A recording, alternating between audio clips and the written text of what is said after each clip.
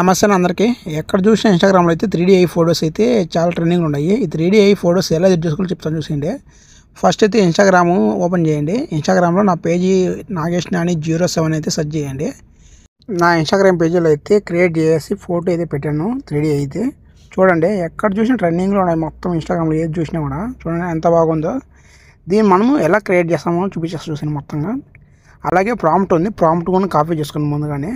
ఇప్పుడు ఏం చేయాలంటే ఇన్స్టాగ్రామ్లో నా పేజ్ ఉంది కదా, దాన్ని ఓపెన్ చేసినాక ఇలా ఫోటో ఉంది. దాని కింద అయితే మనమైతే మోర్ చూసినా మోర్ని సెర్చ్ చేయండి. అక్కడ ప్రాంప్ట్ ఉంది, ఆ ప్రాంప్ట్ని కాపీ చేసుకోండి మీరు. ఆ ప్రాంప్ట్ని కాపీ చేసుకున్నాక మనమైతే క్రోమ్లోకి అయితే వెళ్ళిపోదాము. క్రోమ్లో సెర్చింగ్లో అయితే ఇక్కడైతే గూగుల్ జెమినీ అని అయితే సెర్చ్ చేయండి. అలాగే ఇక్కడైతే మనకు ఒక పేజ్ అయితే ఓపెన్ అయింది. ఈ పేజీ ఓపెన్ అయిన తర్వాత ఇక్కడ చూడండి, మనకు కింద అయితే ఆస్క్ జెమినీ ఉంది కదా, అక్కడైతే ప్లస్ బటన్ నొక్కండి. నొక్కినాక అప్లోడ్ ఫైల్స్లోకి వెళ్ళేసి అక్కడైతే మన ఫోటో అయితే నార్మల్ ఫోటో ఒకటైతే తీసుకొని పెట్టండి. మీకు ఏ ఇష్టం అయితే అది తీసేసి పెట్టుకోండి. చూడండి, నేనైతే కింద అయితే నా ఫోటో అయితే తీసుకొని పెట్టుకుంటున్నాను. చైర్లో ఉండేది, ఆ చైర్లో ఉండేది మనకైతే ఇప్పుడైతే ఇక్కడ 3D AIలో మారుతుంది. అది ఎలా మారుతుందో చూపించి చూసిండే. అది ఆస్క్ జెమినీ కింద అయితే మనకైతే ప్రాంప్ట్ కాపీ చేసుకుంటాం. ఆ ప్రాంప్ట్ కాపీ అయితే ఇక్కడైతే పేస్ట్ చేయండి.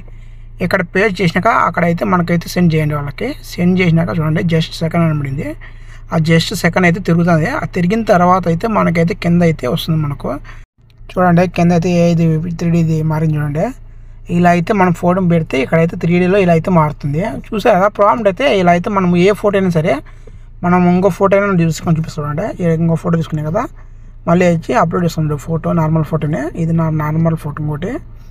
దీన్ని అప్లోడ్ చేసినాక మళ్ళీ 3D AIలో అయితే మారిపోతుంది. చూడండి, దీనికి కూడా సేమ్ ప్రాంప్ట్ ఇచ్చేయాలి మనము. అలాగే మళ్ళీ ప్రాంప్ట్ ఇచ్చినాక అయితే సెండ్ చేస్తే మనకైతే కింద అయితే 3Dలో AIలో మారిపోతుంది. కింద అయితే వచ్చేసింది చూడండి. ఇలా అయితే 3D AIలో అయితే మనమైతే ఫోటోలు అయితే ఎడిట్ చేసుకోవచ్చు. ఇంకా మంచి మంచి వీడియోల కోసం ప్లీజ్ సబ్స్క్రైబ్ చేసుకోండి. మరిన్ని కోవిడ్ వీడియోల కోసం కూడా సబ్స్క్రైబ్ చేసుకోండి. అలాగే మన ఛానల్ని సబ్స్క్రైబ్ చేయడం మాత్రం మర్చిపోకండి. Thank you everyone.